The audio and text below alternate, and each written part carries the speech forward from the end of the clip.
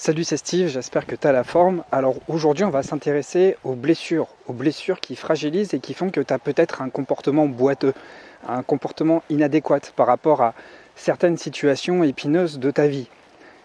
Tu sais, dans notre vie, on est tous amenés à traverser des moments difficiles et notre résilience, c'est notre capacité à répondre à ces situations. Et si dans ton enfance, tu n'as pas pu cultiver des graines sur un terreau fertile, tu vas avoir en fait une réaction qu'on peut qualifier d'insécurisée par rapport à des situations problèmes dans ta vie d'adulte. Par cela, je m'explique. La qualité de l'attachement sécure que tu as reçu de tes parents, en tout cas de tous les adultes qui ont concouru à ton éducation durant ton enfance, eh bien, ça va concourir à une qualité d'un terreau qui va être plus ou moins fertile, sur lequel tu vas pouvoir faire pousser des initiatives plus ou moins saines. Et très souvent, bien que l'éducation de nos parents ait largement progressé tout au long du XXe siècle, malgré toutes les différentes théories sur le développement de l'enfance, même pour ceux qui ont moins de 40 ans, eh bien, force est de constater que, je ne décharge pas la faute sur les parents, mais les parents n'ont pas forcément su répondre de manière adéquate aux besoins de sécurité de leur progéniture. Ce qui donne donc lieu à des comportements disproportionnés, inadéquats par rapport à des situations problèmes. Alors, il y a 3 types d'attachements qui reflètent cette insécurité. Le premier, c'est d'être dans l'évitement. Alors peut-être que si tu te retrouves dans des situations qui sont fortes émotionnellement, eh bien tu vas peut-être arborer un faux self. Et ce faux self va être celui de l'évitement, celui qui en fait essaie de se prendre de la distance par rapport à ses émotions pour éviter de paraître trop vulnérable. Et en fait, être vulnérable, c'est un aveu d'échec, c'est un aveu de faiblesse. Du coup, le fait d'arborer ce masque social va te permettre de te protéger et surtout mettre de la distance entre ce qui t'anime intérieurement, ce que tu ressens intérieurement, et ce que les autres perçoivent. De fait, pour te protéger de ce caractère un peu culpabilisant, tu vas tout mettre en œuvre pour cacher cela. Ensuite, il y a un deuxième type d'attachement insécure, c'est l'attachement anxieux. En fait, là, tu vas sursolliciter ton entourage parce que tu es extrêmement anxieux. Donc, tu vas sursolliciter leur attention. Tu vas vraiment demander beaucoup de temps, beaucoup d'énergie de la part des personnes de ton entourage pour pallier à ton manque de sécurité. Et puis enfin, le troisième type d'attachement insécure, c'est l'attachement désorganisé. Donc là, ça va être une oscillation entre l'évitement et puis les phases d'anxiété qui réclament une sursollicitation de ton entourage. Bref, ici dans ce cas-là, il n'y a pas vraiment d'organisation, c'est complètement chaotique et ce qui fait que en fait, tu passes par différentes phases, tantôt de retrait ou tantôt de sursollicitation. Alors, dit comme ça, on pourrait croire que si on se retrouve dans ces caractéristiques-là, on pourrait paraître borderline, sauf que pas du tout, ça touche tout le monde en fait. Tout le monde est touché par cela. Les personnes qui s'en sortent le mieux, ce sont des personnes qui ont eu des parents attentifs, des parents aimants, des parents présents. Et tout le but d'un parent, dans l'accompagnement, dans l'éducation de son enfant, c'est de l'aider justement à se sentir sécurisé lorsque cet enfant est traversé par une vague émotionnelle. Vous savez, l'éducation, ça passe vraiment par ce penchant, par ce versant émotionnel. De quelle manière je vais vivre les émotions ? De quelle manière je peux continuer à rester présent à moi tout en restant sécure ? C'est vraiment ça l'enjeu des parents. Alors encore une fois, l'idée c'est de ne pas rejeter la faute sur nos parents. Ils ont fait comme ils ont pu et eux-mêmes ont forcément eu une éducation qui reflète l'éducation qu'ils ont donnée en fait. Donc c'est souvent des atavismes, ce sont des reproductions de schémas.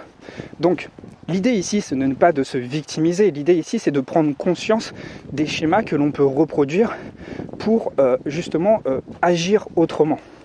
Alors les causes de ces types d'attachements insécures, évidemment, ça peut être une forte sensibilité. Un enfant qui est plus ou moins sensible va réagir différemment en fonction des faits, en fonction des événements qui va le traverser dans sa vie. S'il est extrêmement sensible, eh bien, effectivement, les événements qu'il va vivre vont peut-être prendre la tournure de traumatismes psychiques. Et si ces traumatismes psychiques ne sont pas pris en compte, eh bien, ils vont se cristalliser. Et c'est là qu'on commence effectivement à refouler des émotions. Et à force de se blinder, de refouler des émotions, ce qui est une stratégie qui peut se comprendre, eh bien au bout d'un moment, on se coupe de soi-même.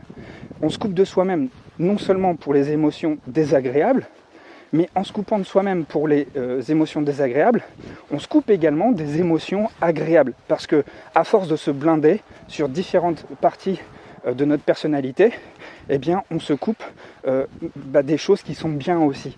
Donc il faut vraiment faire attention à cela et surtout se rendre compte que ce qui va nous permettre d'ériger une stratégie saine pour mieux vivre ces tourments émotionnels, c'est d'abord de créer des passerelles vers soi et ensuite des passerelles vers l'extérieur. Et tout l'enjeu, c'est de trouver un équilibre sans tomber dans l'excès. Alors qu'est-ce qui va te permettre, au-delà de la compréhension mentale de ces types d'attachements insécures, eh bien de construire quelque chose de solide. Eh bien la voie royale pour la libération émotionnelle, écoute bien ceci, c'est le corps. Tout passe par le corps. Le mental peut mentir, le mental peut élaborer des stratégies. C'est même sa fonction principale. C'est un champion du monde pour ça. En revanche, le corps, lui, ne ment jamais. Je ne sais pas si tu as déjà regardé des personnes qui étudient le comportement non verbal de certaines personnes. En fait, lorsqu'une personne veut cacher quelque chose sciemment, son corps, lui, sera toujours en contradiction avec ce qu'il a en tête. Le corps ne sait pas mentir. Donc retiens bien ça. Ce qui donne lieu, en fait, à des symptômes. Lorsque tu vas pas bien, lorsque tu sens qu'il y a quelque chose qui bloque dans ton corps, lorsque tu sens que tu as des pensées qui sont envahissantes et qui ressassent toujours des sensations très désagréables, ferme les yeux, prends le temps de respirer, prends le temps de ressentir, et puis essaie de voir, de ressentir là où la tension est logée dans ton corps.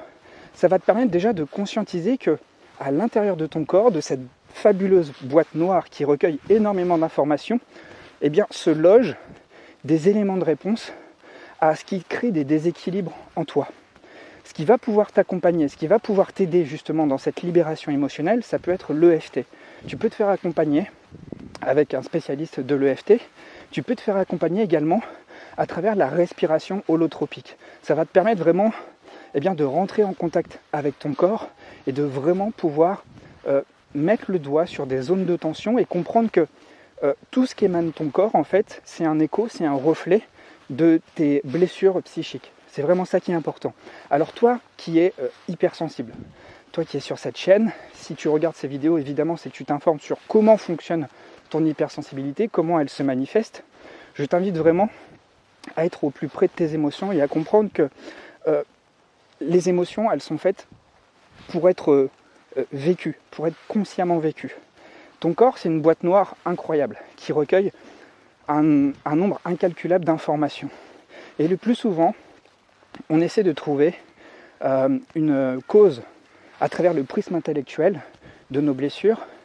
C'est déjà bien, c'est un premier pas de pouvoir avoir en tout cas une interprétation, une analyse rationnelle de ce qui se passe. Mais au bout d'un moment, c'est primordial de passer par le ressenti. C'est le ressenti qui va te permettre d'avoir une compréhension beaucoup plus profonde et surtout de pouvoir agir, de pouvoir guérir et de pouvoir rééquilibrer ce qui a été blessé chez toi. Alors si tu souhaites travailler ça, moi je te propose des coachings.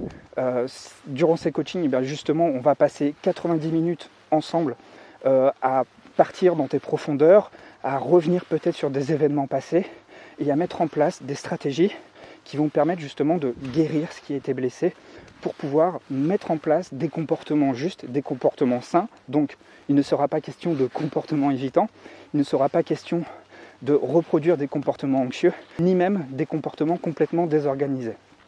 Donc si tu souhaites réserver une séance de coaching avec moi pour retrouver plus d'équilibre et mettre en place des comportements plus adéquats, plus équilibrés, eh bien, tu peux réserver ta séance. Le lien est dans la description de la vidéo. Tu as juste à cliquer dessus et tout est expliqué. Et moi, je reviens vers toi dans les 24 heures. Si cette vidéo t'a plu, si ça t'a inspiré des éléments de réponse, une réflexion, n'hésite pas à communiquer avec moi dans les commentaires. C'est toujours le bienvenu. Et puis je vois que entre vous, vous discutez, entre vous, vous échangez. Et lorsque je vois ça, je me dis que la mission de la chaîne atteint son but parce que c'est exactement l'envie première que j'ai eue en créant cette chaîne, c'est de fédérer du monde autour de cette thématique. J'ai pas envie de m'inclure dans une minorité que sont les hypersensibles. Mais j'aime bien malgré tout parler à travers ce prisme-là. Je pense que tout ce que j'évoque, toutes les problématiques liées au comportement, aux émotions, ça touche tout le monde. Le fait de parler d'hypersensibilité, ça touche peut-être des personnes plus sensibles que la moyenne, mais je suis certain que finalement, bien toutes ces informations, elles sont universelles et elles sont applicables à tout le monde. Donc, juste une précision, j'ai pas envie qu'on s'ostracise dans le truc je me victimise car je suis hypersensible, et j'ai pas envie non plus qu'on fasse éclore cette revendication à la différence non plus. Je suis pas du tout dans tout ce qui est wokisme. Moi, je suis juste dans l'envie de comprendre le comportement humain et puis à notre manière trouver des solutions pour avoir une vie bien plus heureuse et plus équilibrée. Voilà, c'était le mot du jour, je vous remercie et je vous souhaite une très belle journée. Prenez bien soin de vous et à très vite. Ciao.